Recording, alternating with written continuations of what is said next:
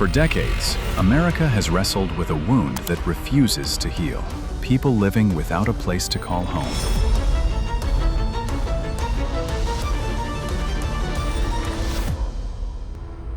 Every city hides its quiet grief, where unseen faces fade into the rhythm of daily life. Promises have been made, plans have been drafted, yet the crisis only deepens with time. The problem is working class people don't get paid living wages. Minimum wage is not a living wage. Even if you work full time, it doesn't equate to the amount of money you have to spend just to pay rent, let alone your food and your clothing, all the other stuff that you need.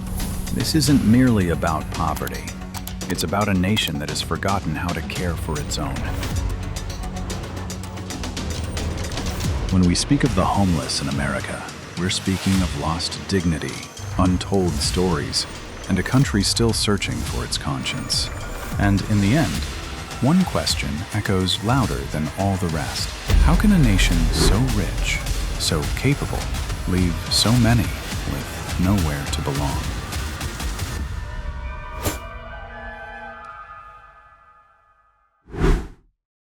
The economic roots, where the crisis truly began.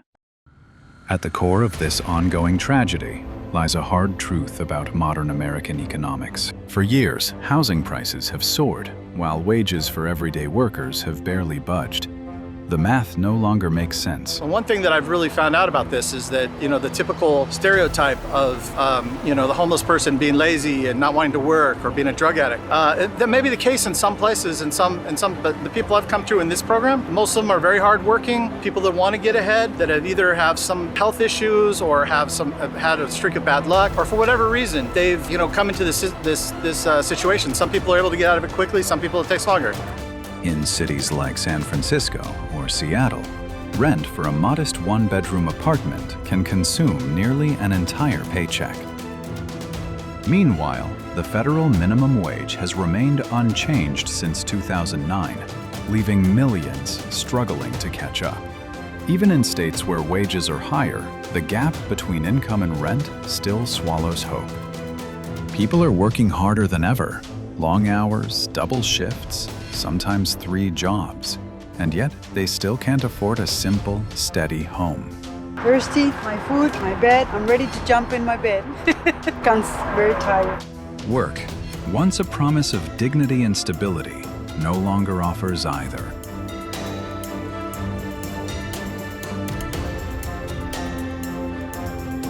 The housing market, once the foundation of the American dream, has transformed into something else entirely. It's no longer about shelter, it's about speculation. Investors and hedge funds buy up whole neighborhoods, flipping them for profit while driving prices beyond reach for the very people who keep those cities alive. Developers chase luxury towers and short-term rentals, while affordable housing gets stuck in red tape, funding cuts, and endless bureaucracy. When policymakers discuss homeless in America, they often ignore this fundamental imbalance. How can a single mother earning near minimum wage compete against billion-dollar investment firms? This isn't just about losing a roof. It's about losing fairness, dignity, and the faith that hard work can still build a life. And then there's inflation, pressing on every corner of existence.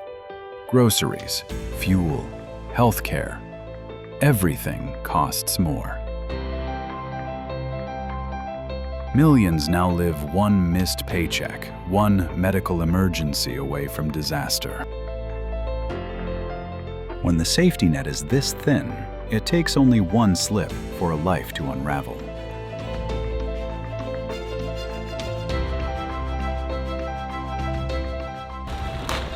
Gentrification deepens the wound. As downtowns revitalize, low-income families are forced out, drifting farther from work, schools, and services. Each eviction starts a chain reaction that ends with more people sleeping outside. Yet, instead of solving the root causes, many cities measure success by how fast they can clear encampments. erasing the evidence rather than the pain. So what becomes of a nation when property is prized above people?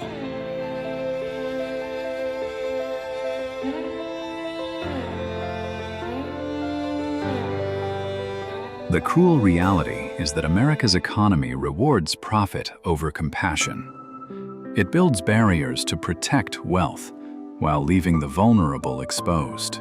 I've been on wait list for housing for like over a year now, a little over a year, and I'm still waiting to hear back. The housing crisis isn't an accident. It's the predictable result of decades spent valuing dollars more than humanity. And until that equation changes, the cycle of homelessness will keep repeating, no matter how many programs or promises rise and fall. That shit, you know what? Don't touch my belongings. I'm taking the bullshit that you have. The broken safety net when the system stops catching people. Let's put money aside for a moment. What's left behind is a safety net so frayed it can barely hold anyone. The programs meant to catch people, public housing, clinics, job services, have been underfunded and overlooked for years. States shuffle funds toward short-term fixes, overnight shelters, or headline-grabbing partnerships that look good on paper, but change little on the ground. A warm bed for one night is better than freezing on the sidewalk, yes, but it's relief, not recovery.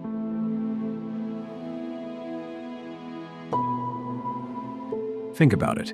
You're sleeping in a doorway, no address, no phone, maybe no ID. Now the system tells you to apply online. On what device? With what stability? The rules are endless. Curfews, no pets, no partners. They sound reasonable in a report, but they feel like punishment when you're living it. A man won't abandon his dog. A mother won't separate from her kids, so they stay outside. And when the shelter fills up, the answer is always the same. Come back tomorrow. But tomorrow is already full too. Then come the neighbors. Someone proposes a small housing project, and the neighborhood erupts. It'll hurt property values. It'll bring crime. Signs go up. Meetings drag on. Nothing gets built. NIMBY isn't just a word. It's a wall around every community. Meanwhile, leaders trade blame like currency. Washington points at the states. The states blame the cities. The cities throw it right back. By the time funding trickles down, it's a drip instead of a flow. Politicians love ribbon cuttings and photo ops at tiny home villages, but the momentum fades after the cameras leave. Real progress takes years, and years don't fit into election cycles.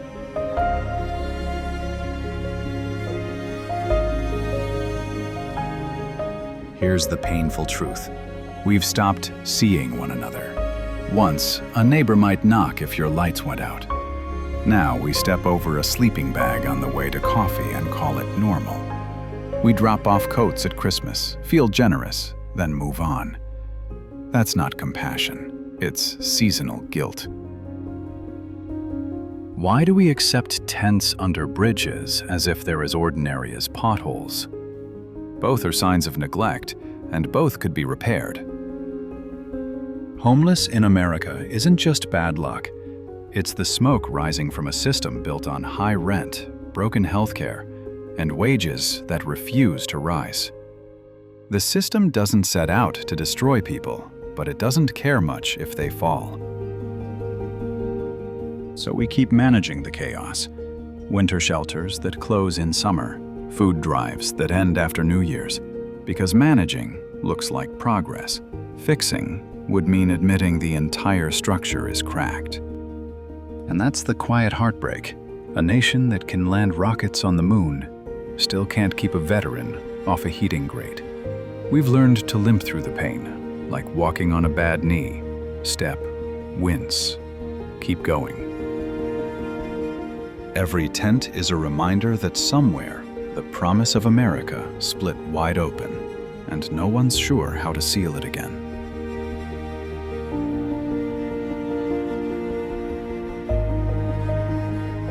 The human struggle, battling mental illness and addiction.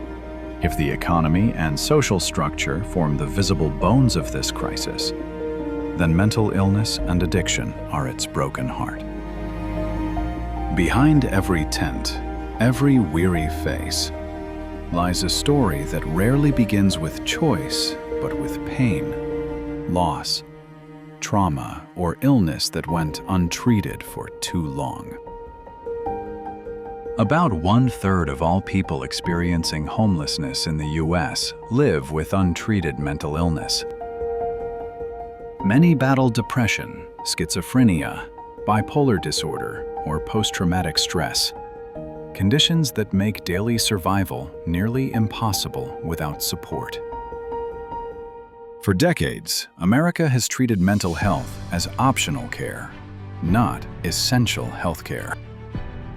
When state psychiatric hospitals were defunded and shuttered in the 1980s, thousands were released with no long-term plan, no housing, no therapy, no safety net. Many never found their way back. The system has been trying to recover ever since, but never truly has. Then came addiction, layering tragedy on top of tragedy.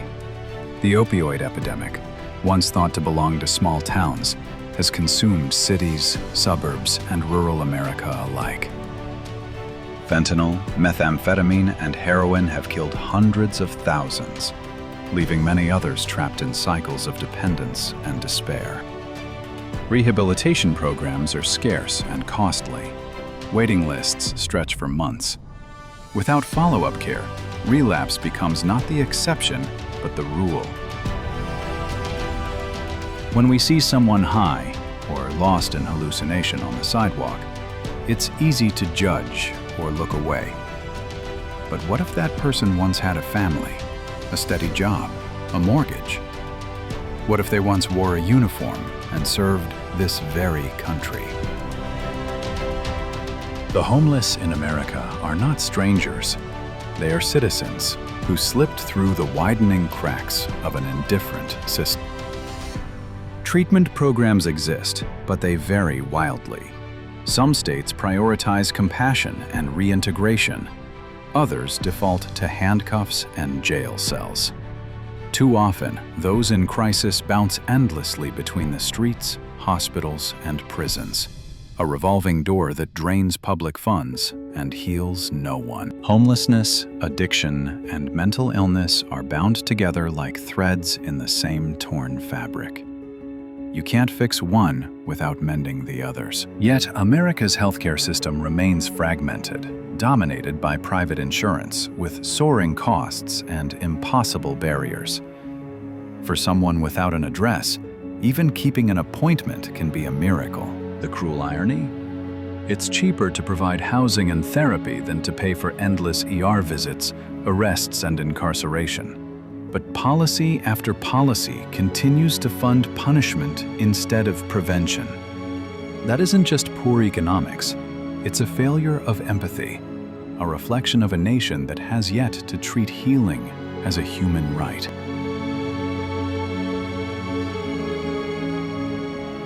The politics of paralysis, when power deepens the divide. To truly grasp why homelessness endures, we have to look beyond economics or social decay to the machinery of power itself. America's federalist structure divides authority among federal, state, and local governments. In theory, it promotes balance. In practice, it breeds confusion. Each level operates with its own rules, priorities, and red tape. What results is not coordination, but collision. There's no single unified national strategy, only a patchwork of programs that overlap, contradict, and sometimes cancel one another out. A mayor might fight to expand affordable housing, only to be blocked by state zoning laws. A governor might announce a bold initiative, but federal funds arrive months late, buried in restrictions and paperwork. Politics turns homelessness into an ideological battleground. Conservatives often frame it through the lens of personal responsibility and law enforcement, cleaning up encampments rather than understanding them. Progressives emphasize compassion, housing first, and healthcare reform. Both sides speak with conviction, yet real progress gets buried under partisan noise. Compromise rarely survives an election cycle. And then there's the shadow of money. Real estate developers, landlord associations, and corporate lobbyists funnel millions into political campaigns to protect their profits. Policies that might limit rent hikes or mandate affordable housing often die quietly under that weight. When profit writes policy, people without money lose their voice. Funding, too, is fragile, shifted, cut, or rewritten every time power changes hands. Programs that flourish under one administration vanish under the next. City leaders, dependent on unpredictable federal grants, end up chasing temporary solutions instead of building lasting change. In this way, homeless in America isn't just a humanitarian failure. It's a political one. It exposes a nation so divided that compassion itself becomes a partisan issue, debated like a tax rate instead of embraced as a shared value. What's missing is continuity, a long-term national commitment that outlives campaign slogans and party lines.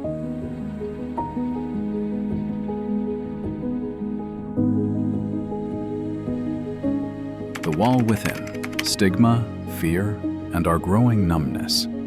The hardest wall to break isn't built from concrete or written into law. It's the one we build inside our own minds. We've been conditioned to glance at someone sleeping on the sidewalk and think, lazy, drunk, dangerous. With one quick label, we free ourselves from guilt. It's easier to blame an individual than to question a system that keeps failing millions. But take a step closer. Some of those faces belong to veterans who came home carrying invisible wounds, grandmothers whose Social Security checks couldn't stretch far enough once rent doubled, mothers who fled abuse with their kids and ended up with nowhere safe to go, factory workers laid off when the plant shut down, families crushed by a single medical bill or eviction notice. Homeless in America isn't always a slow slide. It's often a sudden drop, one misfortune away from anyone's life. Still, we look away. Why? Because every tent is a mirror. It reflects what we fear most. That our safety is fragile, that we too could fall if luck turns. It's easier to believe they chose this than to admit how precarious the game really is. Politicians and media outlets feed that fear.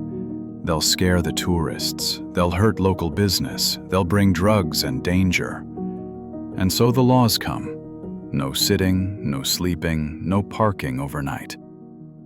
At dawn, police sweep through encampments, zipping tents into trash bags, tossing away what little someone had left. They call it keeping the peace. But where does a human being go at 6 a.m. with no home, no restroom, and no dignity? For a moment, the streets look cleaner. Then the tents reappear 2 blocks over. We call that progress. But really, we're playing whack-a-mole with human lives.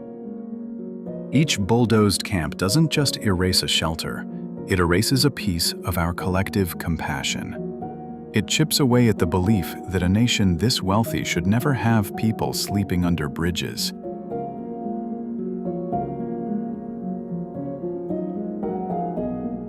The price we all pay, how homelessness changes a nation. This crisis doesn't stay neatly contained. It spills into everything. our budgets, our neighborhoods, and the very soul of the nation. Start with the cost. America spends billions each year on emergency room visits for frostbite and infections, on police calls that end in fines no one can pay, on jails that hold people whose only crime is being poor, sick, or lost. Downtown businesses lose customers who cross the street to avoid the sight of tents. Parks turn into no-go zones after dark. Libraries lock their bathrooms because of needles in the stalls. Even benches become battlegrounds. Who gets to rest and who gets pushed along? Children grow up watching it all. Parents whisper, "Don't talk to that man by the bus stop." What they don't say is that he might have fixed someone's car last year, taught at a school, or once served under the American flag. None of that matters anymore. Once you're on the street, you stop being us and become them. That's how trust dies, quietly, one stereotype at a time. Neighbors stop talking, empathy thins out, and kindness becomes something rationed. Somewhere along the way, we stopped seeing people as people. That's the real fracture underneath it all. America tells itself a story. Work hard and you'll make it. But one look at a veteran sleeping under a tarp in the rain, and that story starts to unravel. Freedom doesn't shine so bright when survival depends on weather forecasts. We call ourselves the richest nation on Earth.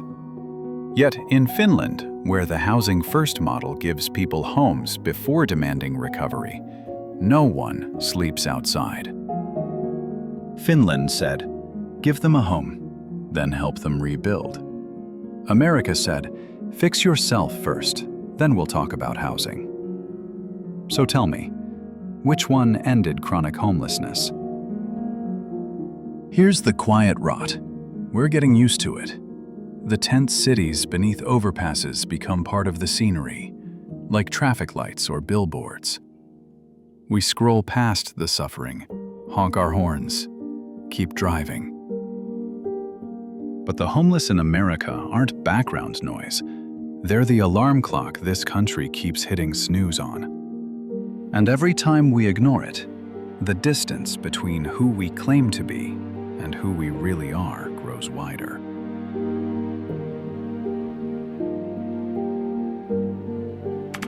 The truth we can no longer ignore. Homelessness in America isn't a passing emergency. It's a mirror held up to the nation's soul, reflecting what it values and what it's willing to ignore. It's the sum of economic greed, political stalemate, social fatigue, and cultural denial. A wound we've learned to live with, even as it grows deeper. Can it be solved? Maybe not completely, but it can be reduced, relieved, and most importantly, treated with humanity. The first step is honesty. We have to stop pretending this is a fringe problem. It's not. It's a moral test for the country that calls itself the land of opportunity. Real solutions demand patience and courage. They mean building affordable housing not for profit, but for people. Integrating mental health and addiction care into everyday healthcare. Reforming zoning laws that wall off the poor. Expanding tenant rights.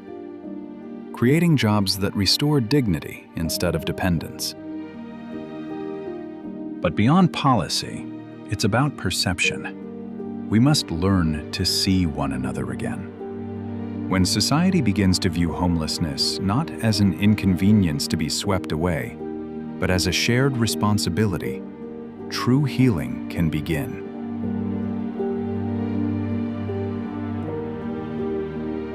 The fight won't be won by shelters alone. It will be won when America learns to value compassion as deeply as it values competition, community as much as capitalism, and stability as much as success. So the question that lingers is this: What kind of nation does America want to be?